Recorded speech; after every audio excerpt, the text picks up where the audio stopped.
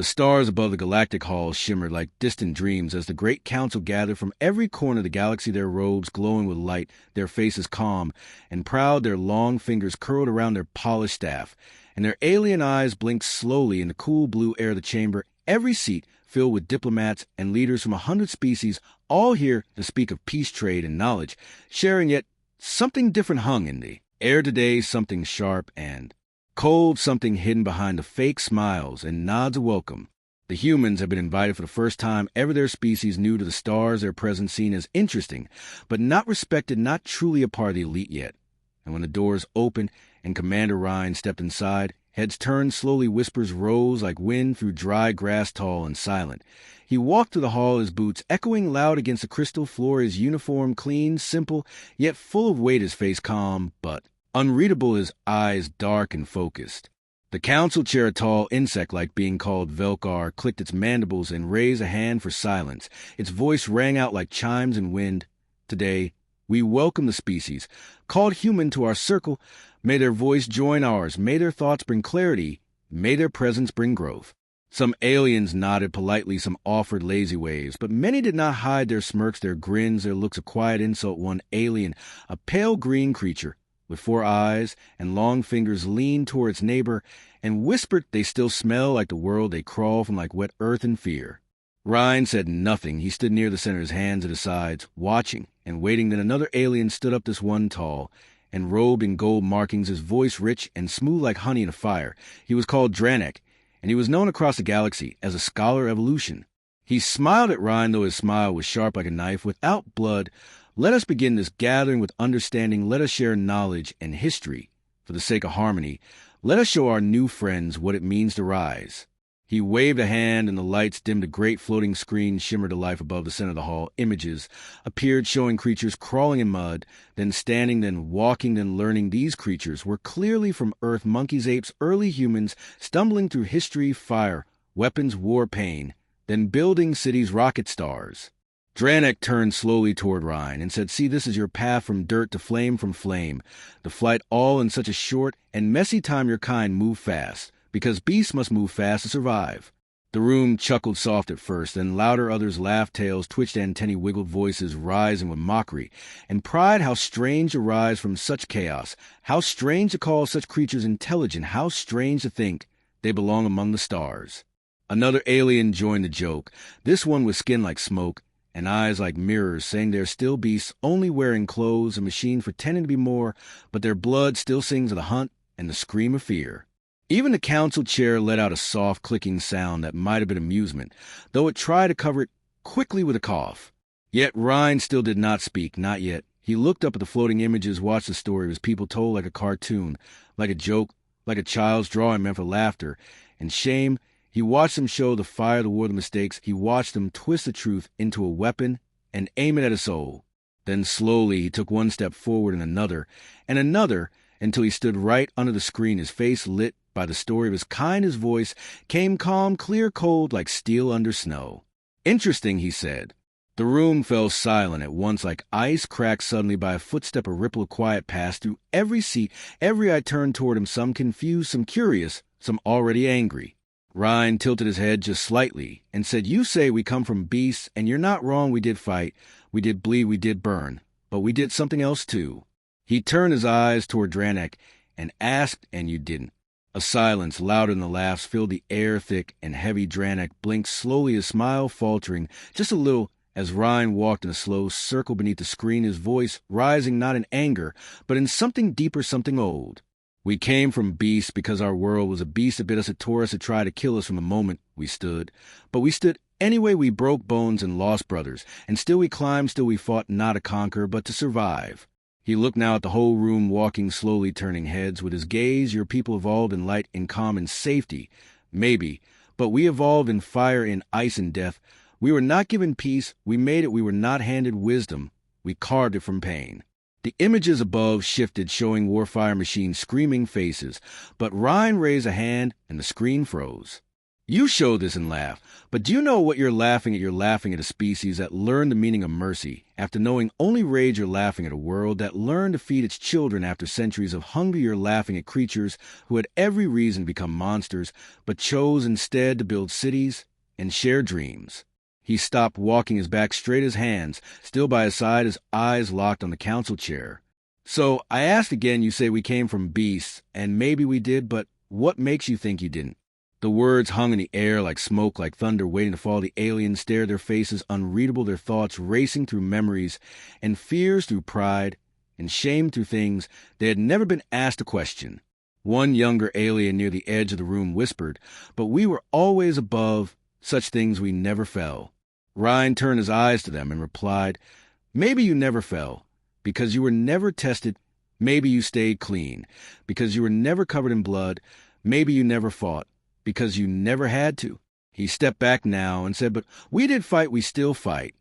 And yet we keep building, we keep learning, we keep offering hands, even when we know they may be bitten." The room stayed silent. No one laughed, no one mocked, no one spoke for a long moment. Then Ryan said one last thing, his voice quiet and sharp. "You think we are beasts because we remember our past, but maybe you forgot yours." He stepped back into place, arms crossed, eyes steady, while the great council sat still as stone, the floating screen above still frozen on the image of human fire. And in that silence something changed, not loudly, not clearly, but deeply. Something ancient stirred, something new began. And the stars above the chamber seemed to shine just a little brighter. The air inside the galactic hall still felt heavy with silence as Commander Ryan stood in his place, his eyes steady, his body still as stone. The floating screen above remained frozen, the fire, human struggle glowing faintly on every wall around the room. No one moved, no one spoke. Every alien diplomat, every warrior, every scientist stared at the lone human who had just turned their laughter into silence.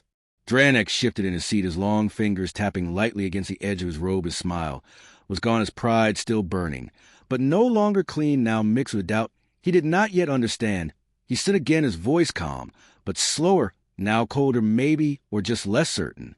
"You speak, well, human, you speak of pain and progress, of fire and mercy. But words are easy, many species speak. Well, words tell stories of strength and growth, tell tales of survival and suffering, but how can we know your truth without seeing it?" Commander Ryan raised an eyebrow, his voice calm, his arms still crossed. "And what would you see then? What would prove truth to eyes that only want to see what they already believe?" The council chair clicked once soft and slow, its voice followed like wind through dry leaves. "Perhaps we must test the strength of these words, the truth of this fire. If humans are what they say, let them show us, not in stories, but in action." Whispers rose again, but soft, and now no laughter, just curiosity and something close to tension, perhaps fear, perhaps respect, though no one would name it yet. Ryan did not flinch, did not blink. He simply said, "How?" Velkar turned aside and gestured with one claw toward a floating screen, which lit again, showing a planet dark, and read its surface cracked and broken, its clouds thick like boiling ash. "This is Velkar 9, a world of chaos, unclaimed, untouched by settlement. No oxygen, storms of acid, beasts of shadow. Nothing survives here for long. Not even our elite soldiers have lasted more than days, and your kind has never set foot upon it." "A test, then," Ryan said quietly, his eyes never leaving the screen. "Yes," the council replied, "a survival mission, a true test of strength, knowledge, will, and unity. Let your kind prove it belongs among us, not with words, but with fire." Some aliens nodded, some looked away, unsure if this was fair, unsure if this was wisdom or cruelty, but none objected. Dranek stepped forward again, his voice smooth once more. "And I will send a team from the central species, elite, our strongest, our smartest, our best warriors and minds. Let them survive together with you. If humans are equal, you will stand beside them. If not, then the truth will show itself." Commander Ryan said nothing for a moment. Then he looked slowly around the room and spoke, not loud, but clear enough to echo through every corner of the hall. "We accept your challenge, and when we return, I will not speak again with words. I will let your own eyes speak for me." Some in the room shivered, though the air was cold and still. The council chair nodded once, then turned to recorders. The mission was set, the date agreed. Within the next rotation, the journey would begin. News spread fast across the stars, across the great communication web of the galaxy. Stories moved like fire. Through dry grass, the council tests the humans. The humans dare Velkar 9, the beasts face the storm. Across alien stations on distant moons, across ships and colonies, in every system voices spoke of the coming test. Some mocked, some feared, some waited in silence, but all watched. On the day of departure, the human ship arrived plain and gray, not like the shining vessels of the other races, no smooth edges, no glowing marks, just steel and purpose. It landed beside the larger alien cruiser, already waiting near the edge of Velker 9's orbit. The alien team stood ready, 10 members from 10 proud species tall, and armored weapons, sharp systems, perfect. They stood like statues, proud and silent, waiting for the human. And then he stepped down alone, just one man. No team, no backup, just Commander Ryan, wearing a plain suit with thick boots and a small pack across his back. On one side a knife, on the other a strange black cylinder, no glowing armor, no shield field, no special mask. One of the aliens, a tall, spiked warrior with skin like black glass, spoke first, his voice sharp as blade edges. "Where's your team? Where are your soldiers, your tech?" Ryan looked at him calmly and said, "I do not need a team, you will be enough." They laughed, not all, but many, even as they checked their weapons and systems, even as the door to the drop chamber opened and the winds of Velker 9 blew and sharp and loud like the howl of beasts. Ryan stepped forward and said, "Let us begin." The descent was rough, the storm around the planet. Never slept red lightning across the clouds, ash falling like snow winds that shook the ship as it dropped into the endless dark below. They landed on stone cracked and black wind pushing sideways hard enough to move bone the sky above, never clear the ground below, full of sound and shadow. The alien team stepped out first, scanning the area, using drones and trackers, placing beacons and sensors, each one moving like part of a machine, fast, perfect, without waste. Ryan walked out last, no drone, no scan, just eyes, and stepped slow. And watching, he picked up a handful of soil, rubbed it between fingers, smelled the air, listened to the wind. The leader of the alien team, a four-armed creature with metal lines across its skull, stepped beside him and said, "This place will kill you if you are slow, weak, or careless." Ryan nodded once and replied, "Then I will not be slow, weak, or careless." They moved into the wild together, heading toward a broken ridge, where early scans showed shelter, a place to begin, a place to survive. The mission was set survive for 12 rotations across every terrain, from the acid lakes to the shadow canyons. No support, no contact with orbit, no help, just to land the team and what they carried. At first, the aliens worked as one, following plans, building base, camp, using tech and systems trained for years, each task perfect, each movement sharp. But Ryan did not follow their rhythm. He moved alone, mapping with hand, not sensor, reading the sky, not chart, watching the beasts, not just tracking them. On the second night, something moved in the dark, a sound like metal scraping bone, something big, fast, silent. The alien perimeter alarm went off, lights flash, weapons raised, ready aim trigger. But no target, the dark was too deep, the sensors too slow. Then a scream, sharp and short, one alien gone, pulled into the dark. Another tried to follow, but was dragged back, bleeding, gasping, too fast, too strong. The beast did not fear them. Ryan moved then, without order, without alarm. He ran into the dark, only a knife in hand, nothing else. Minutes passed, long like hours. The others stood frozen, watching, waiting, doubting. Then he returned, dragging the beast behind him, broken neck, eyes, wide claws, still twitching blood, like oil steaming in the cold. He dropped it near the camp, looked around, and said, "You need better alarms." No one laughed, no one questioned. They looked at the beast, then at him, then at the night. The third night, the storms came, acid wind and burning air. The camp shields failed one by one, the systems overloaded, and the aliens panicked, trying to fix what could not be fixed. But Ryan did not panic. He vanished into the dark and came back with stones large and flat, with bark soaked in mud and sap, with vines strong and thick, and he built shelter in silence with hands and fire and thought. They watched and slowly followed, copying away. He cut the vines, how he stacked the stone, how he sealed the holes. They followed, because their tech no longer mattered, their pride no longer helped. On the fourth day, food ran low, the nutrient packs burned in the storm. The aliens argued who should hunt, who should risk, who should die if they failed. Ryan stood, looked at the red sky, and said, "I will find food, wait here, or follow, but do not argue." He vanished again and returned with meat from a beast no one had seen before, cooked it over fire built from melted stone and wind spark. The aliens ate without speaking, and when one asked where he learned that, Ryan answered, "Earth taught me we learn or die." By the sixth day, the aliens stopped laughing, stopped doubting, stopped leading. They watched the human and followed his steps, not out of weakness, but because he was still standing, because he was still fighting, because the beast inside him had teeth, but also wisdom. They began to whisper around the fire that night, not about the mission, Not about the council, not about pride. They whispered maybe the beasts they mocked were not behind the humans. Maybe they were still inside waiting to be called. And maybe that was not weakness. Maybe that was survival. The sky over Velker 9 was never still. It boiled like an endless sea of smoke and storm filled with red light and dark shapes that moved like ghosts through clouds of wind, howled like a wounded beast, and the ground cracked under every step, sharp and broken. Like glass, the alien team moved slowly. Now no longer proud, no longer sure, just silent eyes watching the dark hands, near weapons minds filled with new respect for the land and for the human who walked. Ahead of them, always ahead, always. Quiet, always ready. Commander Ryan did not speak, much his face calm, his eyes sharp like blades cutting through fog. His boots moved across rock, and Ash, without slipping his hands, found paths no drone could see. His steps were maps, his choices saved lives. When the ridge collapsed, it was Ryan who heard at first. His voice, rising clear above the wind, jumped left now, and they jumped without question, without doubt, and the stone fell behind them like thunder, shaking the ridge into dust. They rested that night near a cave hidden behind a wall of burnt trees that had no leaves, no life, only bark like bone and air like poison. Ryan tested the air. With a thin strip of animal skin, it turned black in seconds. He nodded and pulled a mask from his pack. Not a machine, not like theirs, but sealed and shaped like the face of a hunter, with straps made from vine and leather, no wires, no voice commands, just trust and strength.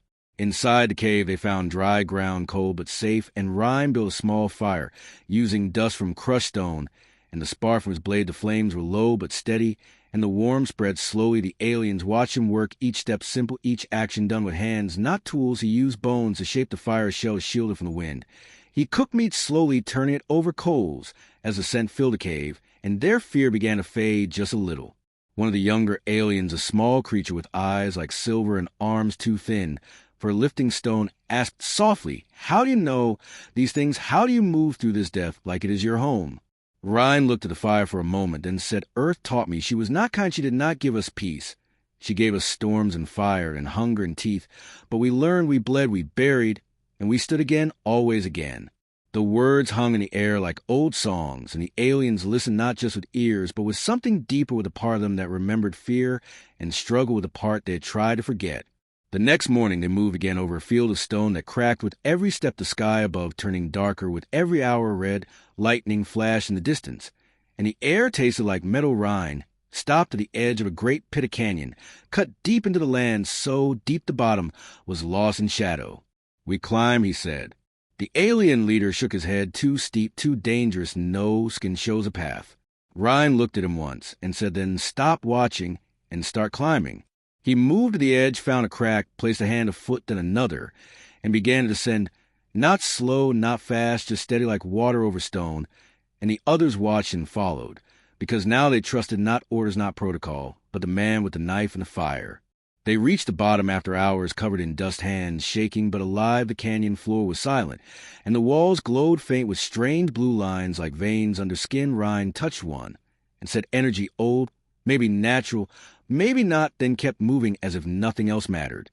They walked through the canyon for 2 days, sleeping under stone, eating what Ryan found, and cooked, moving only when he said move, stopping only when he raised a hand. The aliens grew tired, but stronger their steps, more sure, their eyes more open. They learned to feel the wind, to smell danger, to hear the silence before the strike. On the third day, the beasts came, not one, not two, but a pack-long, bodies covered in black scales, eyes like fire, teeth like glass. They moved through the canyon like shadows, silent. And fast the first attack came at dusk, claws ripping to the back of the line. One alien screamed, pulled into the dark blood on the stone. Weapons fired, but the beasts were fast, too fast, the lights too dim, the walls too close. Panic spread like fire shots, wild voices screaming, plans forgotten. Ryan moved through chaos without fear. He grabbed the torch, threw it high, and lit the sky with flame. The beasts hissed, blinded, and he struck with his blade low and sharp, cutting deep and fast, not like a soldier, not like a hero, but like a hunter, a beast who learned to kill to live.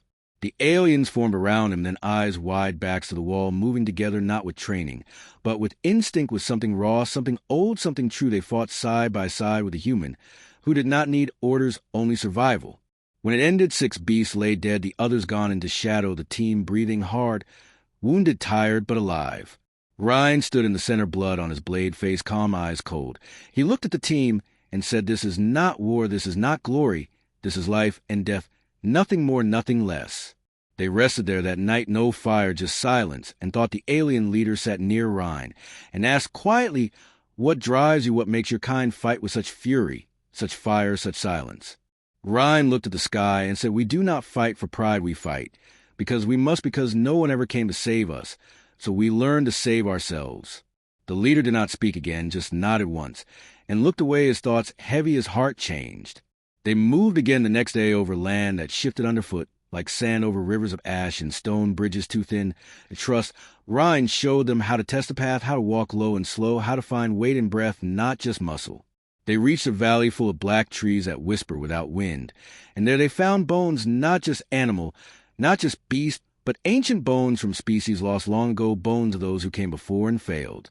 The aliens grew quiet again, their pride cracked, their names felt smaller, their world no longer the center of truth. Ryan walked among the bones with care. He placed one hand on a broken skull and said they were strong once, but strength without hunger becomes stone. One of the team asked, "What do you mean?" He looked back and said, "Comfort is the enemy of evolution. Only pain forces growth. Only fear teaches courage. Only death makes life matter." They moved on through storm and shadow, through fear and fire, each step closer to something none could name, something deeper than survival, something like understanding.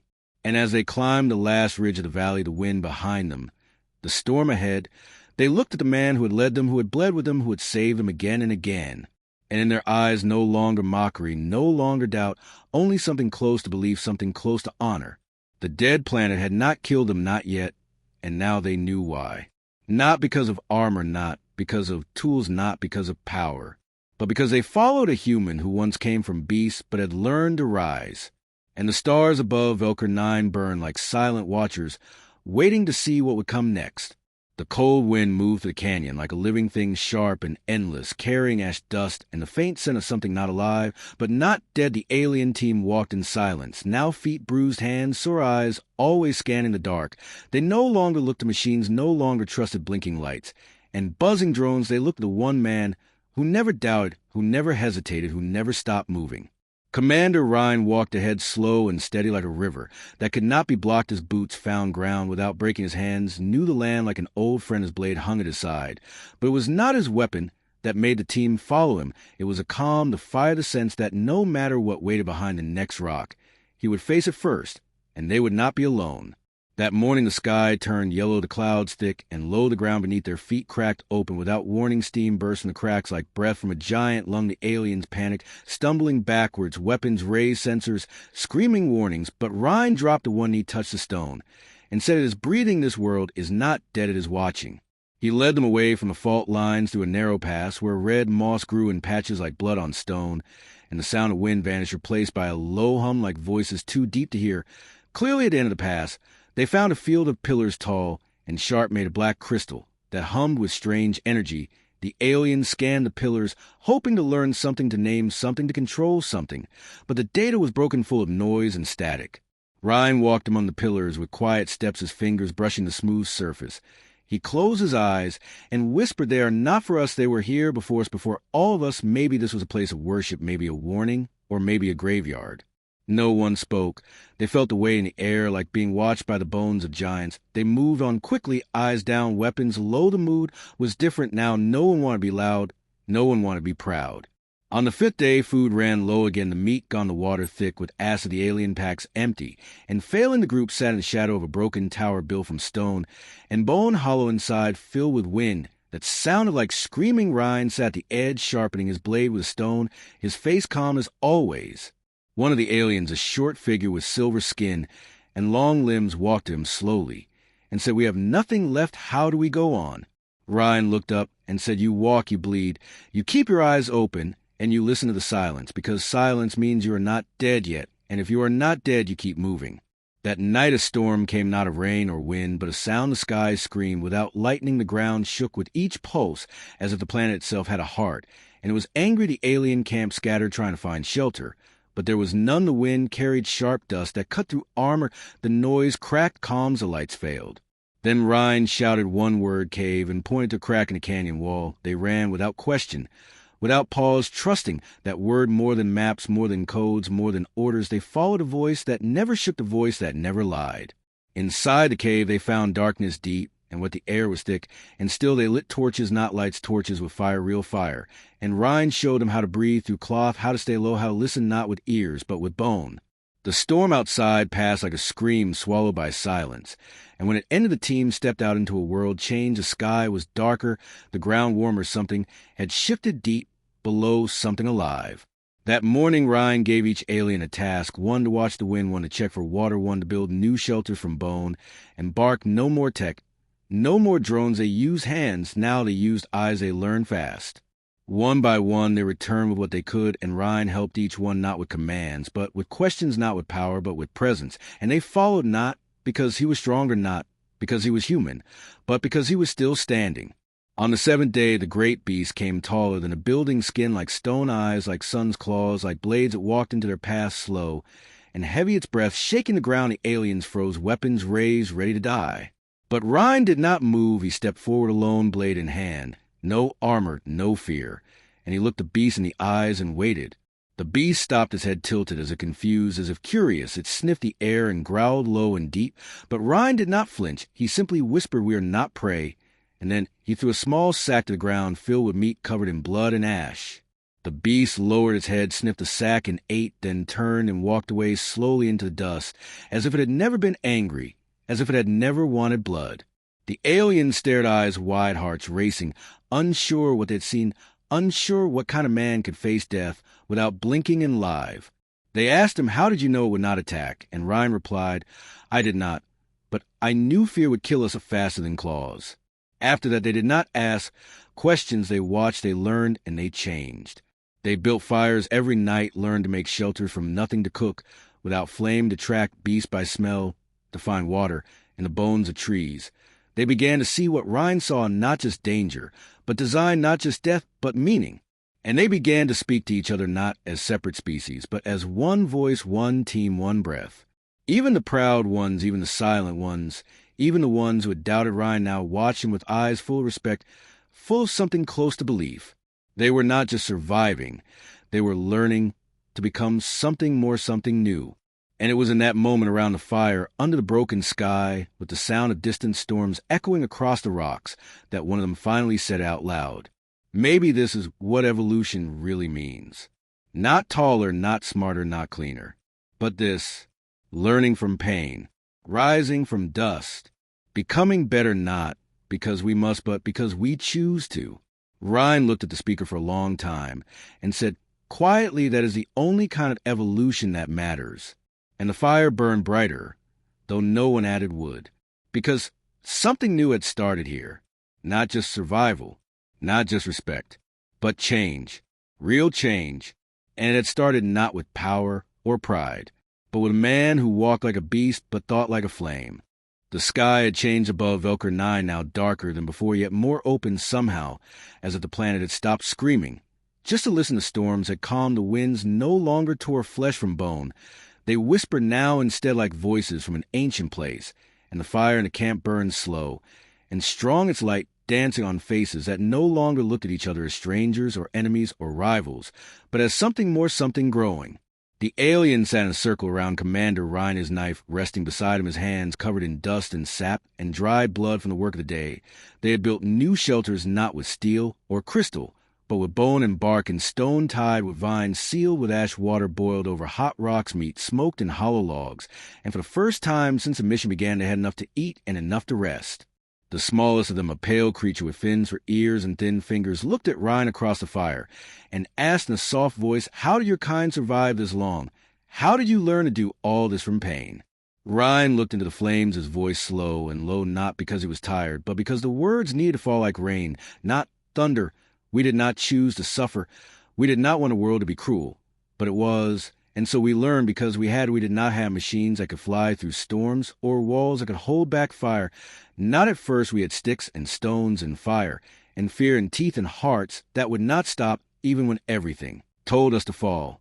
They listened not just with ears, but with breath, with skin, with thought. No one laughed, no one mocked the pride, was gone now, replaced with hunger not for food, but for meaning. Rhine picked up a piece of bark etched with strange marks. He had carved slowly each night a record memory of story. And he said, "We carry our pain in stories. So we do not forget we carry our dead in names. So they are not lost we carry our shame in truth, so it does not become pride.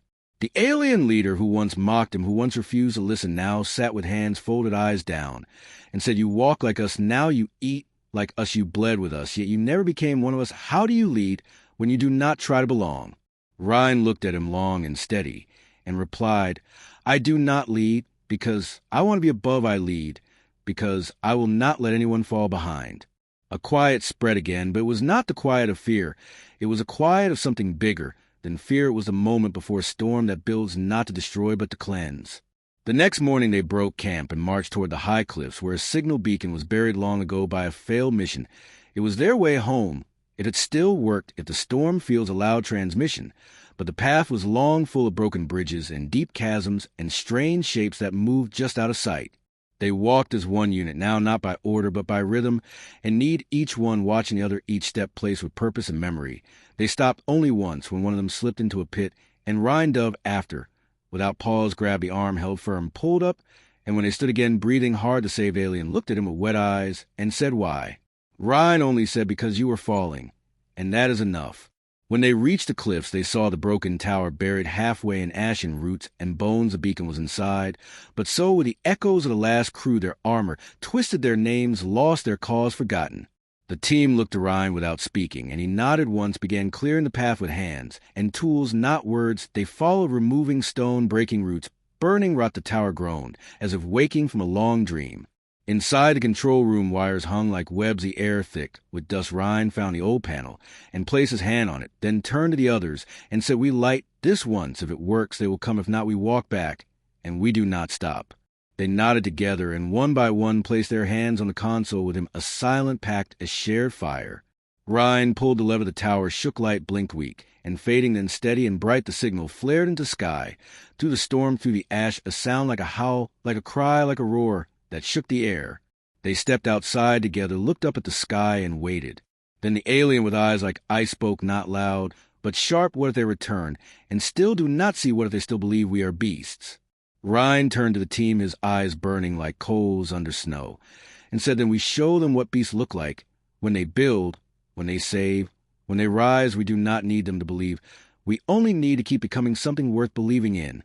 Later that night, when the fire burned low and the sky above flashed with the blink of approaching ships, the alien leader sat beside Ryan and said, "I thought evolution was about power.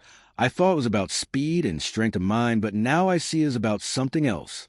Ryan did not speak, so the alien said, "It is about choosing to become more when no one expects you to. It is about turning pain into wisdom and fear into courage and death into memory." Ryan smiled, not wide, not proud, just enough to be seen, and said, "That is what we learn in the dark when the stars would not speak to us. That is what made us human."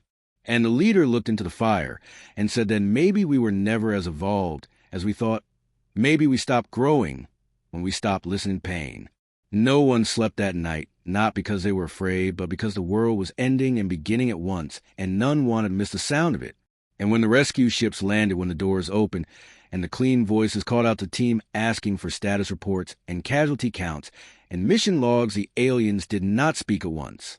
Instead, they looked at the one man who had led them through death and storm and silence, and he stepped forward with dirt on his face and fire in his breath, and said, "Mission complete, lives save truth. Learn no tech lost, only pride broken." And the ones who came to take them back looked at the team not with pity, not with pride, but with confusion, for they did not understand what had happened here. They saw the same aliens they sent down, and the same human. But something had changed, something not on the skin, but in the bone. And though none could name it, all could feel it. The dead planet had taken them apart and given them back different. Not cleaner, not smarter. Just more alive, more awake, more human. And the stars above Velker 9 blinked like eyes that had seen too much to ever forget. The ship that came to take them back was silver and smooth and silent. It hovered above the cracked surface of Velker 9, like a ghost with no soul, its engines humming with a cold sound like metal breathing in the void. The team stood in a line before the landing ramp, not moving, not speaking. The dust on the old planet, still clinging to their skin and their thoughts. Ryan looked up at the ship and felt nothing, not hope, not fear, only weight, a kind of silence that pressed on his chest like the gravity of truth. He remembered the first time he saw a ship like this clean and bright, full of rules and codes and voices that never cracked or hesitated, voices that had never been broken in the dark. Now he wondered if they had ever lived at all. The door opened and out stepped a woman with a perfect uniform and unreadable eyes, her voice sharp, like a blade dipped in glass. Commander Ryan, status report, casualties, equipment data. She looked past at the aliens behind her eyes, scanning for weakness or dirt or danger. Ryan said nothing. He waited until she met his gaze and held it, and then he said, "Only this, you are late." She blinked once and smiled without warmth, then stepped forward and began to inspect the team, her hands hovering near a scanner, her eyes twitching at their torn uniforms, their makeshift gear, their unwashed skin. The alien leader stepped forward and said, "They saved us your man, led us your man, fed us your man, fought with us and bled with us, and carried a weight when we could not." She looked at him as if he were a broken machine and said, "That is not standard protocol." The alien frowned and said, "Then your protocol is broken." There was silence again, this time not from fear, but from shame, and it hung in the air like smoke from a slow fire. Inside the ship, the walls were clean and cold, the lights too bright, the floors too smooth. The team sat like statues in seats that once felt like safety, but now felt like cages. They were given rations wrapped in plastic water from sealed tubes, and instructions spoken by a voice that did not know what they'd seen or done or become. Ryan sat apart, not because he wanted to, but because there was no room for him among people who had never touched death with bare hands. He watched his team as they looked out the window at the shrinking planet below, and he knew they were thinking the same thing. We did not leave home. We left something heavier. We left who we were before. The journey was short through wormhole and silence, the stars blinking fast around them like eyes that have forgotten how to cry. When they reached the station orbiting Earth, they were greeted with applause and medals and hollow words. The commanders smiled. The media flashed the questions, came like a storm. What happened down there? How did you survive? Did you find technology? Were the aliens cooperative? What were the threats? But no one asked the real question. No one asked, what did you become? The alien leader stood beside Ryan as cameras clicked and said quietly, "We should not have come back. We were more alive down there, more real." Ryan nodded and said, "Sometimes survival is not winning. Sometimes it is forgetting who you are and calling it peace." That night, Ryan stood before the council room of high chairs and cold eyes and long records. They wanted answers. They wanted to know why the mission log was incomplete, why standard procedure was ignored, why the team returned with no samples, no weapons, no data, only stories and scars. Ryan looked at them and spoke slowly, each word heavy like stone falling into deep water. "We went down there. As strangers we came back. As something else we were tested not by guns or gravity, but by choice. We could have left them behind. We could have let pride rot in the dust. But we did not. We stayed.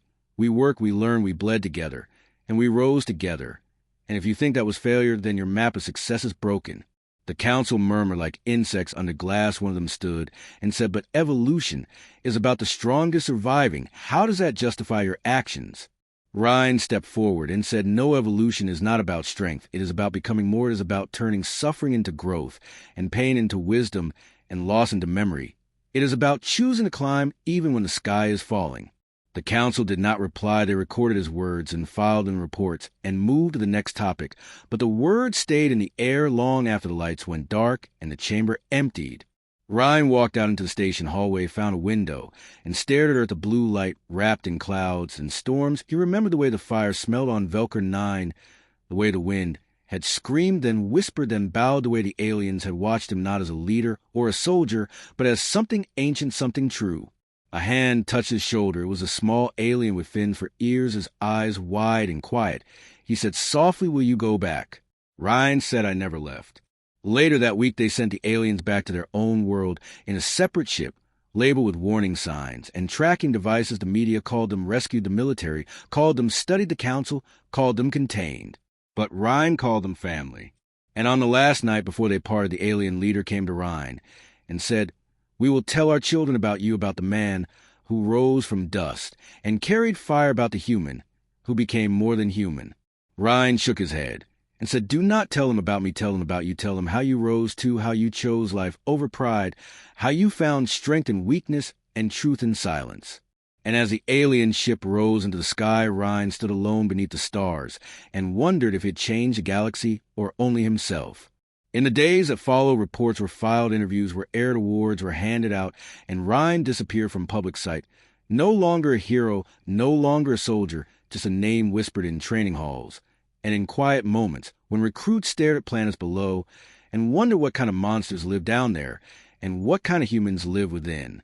But deep in the archives of Central Station, beneath layers of code and steel and secrecy, there was a recording, a single log from the surface of Velker 9 marked classified, unread, sealed in black, and read inside the log a voice spoke, not clearly, not calmly, but with fire. It said they called us beasts. They said we came from the dirt, from blood, from rage and pain. They said we were less than them. They said we were not evolved, and they were wrong. Because we took that rage, and we made fire, we took that pain. And we made bridges, we took that dirt. And we built hope, and we showed them that evolution is not about leaving behind what is ugly, but about carrying it until it becomes something beautiful. And in the silence that followed, the stars blinked once more, as if to say we saw. We remember. Years passed like shadows moving across a wall, quiet and slow and unseen, but always they're always creeping forward. The galaxy spun, as it always its stars burned, and died, wars rose, and fell, alliances shifted and vanished, and somewhere far beyond the eyes of the councils, and commanders beyond the reach of polished ships, and cold numbers, something strange began to grow. On the old world, Velker 9, once broken, once dying, once forgotten by the charts and maps, life returned not in noise, but in silence, not in armies, but in roots and rivers of ground. Once cracked began to breathe again, trees with deep silver leaves spread across the hills, water flowed from stones once dry, and the wind carried laughter, not screams. The people who had once begged for help now stood tall, now built homes from stone and sky and memory. They hunted not for survival, but for tradition. They gathered not to hide, but to share. And among them the great hall made of fire-warm clay stood a statue made of burned steel and red glass, shaped like a human, not perfect, not smooth but strong, and alive, at hands held high, as if reaching not to strike, but to lift. They called it the fire that walks on two legs. They told stories around it, stories of the one who came down from the stars, not as a god, but as a man who bled and burned and broke, and still stood, who showed them how to hold pain like a torch and walk through the dark without fear. Children touched its feet and whispered dreams to it. Elders placed food before it on nights when the sky cracked with thunder. Warriors painted their armor with its mark, a red hand over the heart. And when strangers came, they were brought to the statue and told the tale not as myth, but as truth, as history, as memory. But Ryan was not there. He had left the station long ago, left the medals and reports and questions behind, left the noise of judgment and the silence of forgotten truths. He traveled from world to world alone, not as a soldier, not as a hero, just a man with tired boots and clear eyes. He helped where help was needed. He stayed where silence spoke louder than orders. He never told his name, never spoke of the mission, never mentioned Velker 9.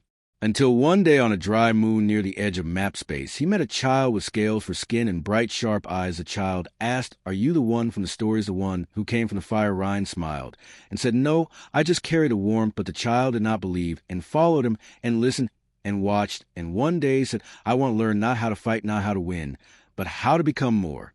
So Ryan taught not with books or blades, but with quiet hands and long walks, with questions, not answers, with patience, not pride. And as the child grew, others came not to follow, but to walk beside, and they listened and learned. And when asked what he taught Ryan, only said, "We begin where pain ends, we rise, where pride breaks, we walk where fire once burned." The galaxy began to change, not quickly, not loudly, but deeply. From the corners came whispers of humans, not fear for their weapons, but respected for their tales of broken ships, repaired with alien hands, of old enemies, sharing harvests with former foes of humans, staying behind when storms came, and leaving behind not scars but seeds. Councils tried to ignore it, tried to keep their records clean and their reports dry, but truth spread like fire, not with noise, but with heat and warmth and memory. And somewhere in a small room deep in the Central Station, a young officer found the old recording of Ryan's voice and listened not once, but again and again and again. And when she rose to command, she changed the training. She removed fear from the first lesson and added a new word to the final test: compassion. On Velker 9, the statue stood through wind and rain and time. And one day an old figure in worn clothes and tired eyes returned and stood before it. The people did not speak. They only watched and waited. And when he placed his hand on the statue and whispered, "I am sorry I left," they came forward, not to question, but to welcome. Ryan lived among them, not as a leader, not as a symbol, but as a man who once chose to stay and now chose to return. He told stories not of war, but of kindness, not of loss, but of growth. He helped build homes and raise children and bury the old. He walked through forests he once saw burn, and swam in rivers he once crossed with blood on his hands. One night a fire was lit in the great hall, and the people gathered, young and old, silent, and ready. Ryan stood before them, and said only this they called us beasts once they said we were less than them, that we came from dirt and rage and bone. But they forgot that fire too comes from dirt, that strength too rises from broken ground. They forgot that pain does not mean weakness, and that rage does not mean cruelty. They forgot that we are not what they fear we are what they hope to become. The wind outside carried the flames higher as if the stars themselves leaned closer to listen, and in that moment, not a single being in that hall felt small or lost or afraid. They felt human not in blood, but in spirit, not in name, but in will. Ryan grew old as all must his hands, slower his steps, softer his eyes, still sharp and kind when he passed. He was not buried in stone or steel, but in soil near the statue under a tree he had planted with the first child, who called him teacher. They say the tree grew fast taller than any around, and its leaves glowed red in the sunset, like a flame that never dies. And the people kept telling the story not for glory, not for pride, but for truth.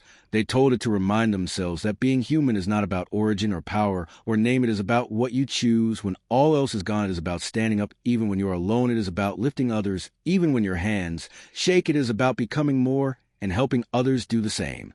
In time, the stars change again, new threats, new questions, new journeys. But wherever a child stood with fear in her chest and fire in her eyes, they remembered the story of the man who walked through pain and came out holding light. They remembered the fire that walks on two legs. And they knew they too could rise.